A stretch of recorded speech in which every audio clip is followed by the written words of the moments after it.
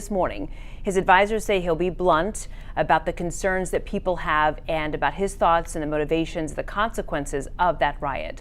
The committee formed to investigate that day and the days leading up to it are still working to determine what went wrong and who's responsible. More than 700 people have been charged in connection with the insurrection, more than 60 of them from Texas. In a rare speech, Attorney General Merrick Garland said the Justice Department will continue to prosecute any and all cases related to the attack.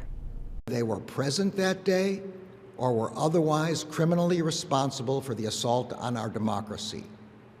We will follow the facts wherever they lead. Today, the focus is on safety this morning and monitoring possible threats on the ground and online. The FBI currently does not have any information about a credible threat. But beyond today, there are so many questions about that ongoing investigation, the committee, and what it all means for the future. Joining us this morning is UNT political science professor Kimi King. Thanks for being with us again. Of course.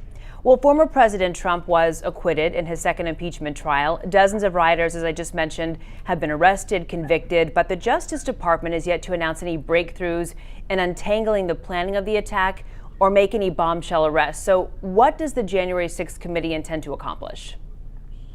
Well, the hope was, when it was originally started, that they would be able to get to who the organizers were and were there specific plots or conspiracies. But when you have these kinds of incidents of mob violence that occur, they're very difficult to disentangle, tracking down just the perpetrators themselves and then trying to extend out to the networks. The January 6th Commission has been mired in all kinds of political struggle between the Republicans and the Democrats. And in many ways, it's kind of more of the same a year later. It's not clear where January 6th committee is going at this point. Okay, so if people are a little confused, it makes sense because there has been some controversy, as you mentioned, over who sits on the January 6th committee after two GOP members were rejected by House Speaker Nancy Pelosi. At a time when there is so much political division, and as you said, more of the same, how can people cut through any narrative? It's really almost impossible to. The most important thing that we advise people to do is to get outside of your comfort zone when it comes to your critical thinking skills. Always look at the people who were on your side and then the people that you disagree with.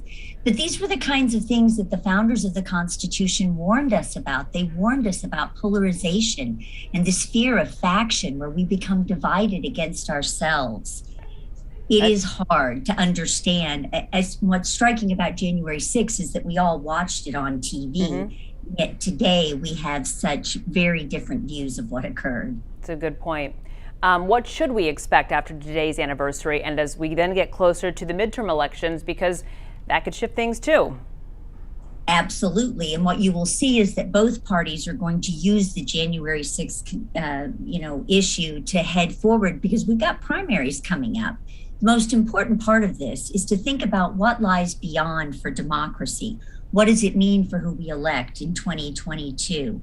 And does it matter whether you get involved in politics to try to make changes?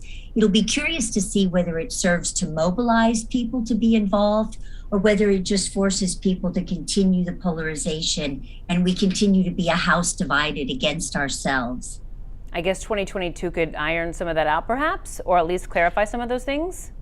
Yeah, or it could also prompt more violence. I mean, there was this concern that goes all the way back to the time of our founding that we would divide ourselves over these kinds of issues because we will let politics trump our, what we refer to as American exceptionalism, our ability to move forward and through things.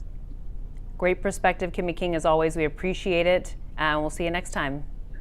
Take care and stay safe and warm out there. Thank you. Stick with us for more coverage on the anniversary today. ABC News will have a special report at 8 o'clock this morning when we expect to hear from President Biden.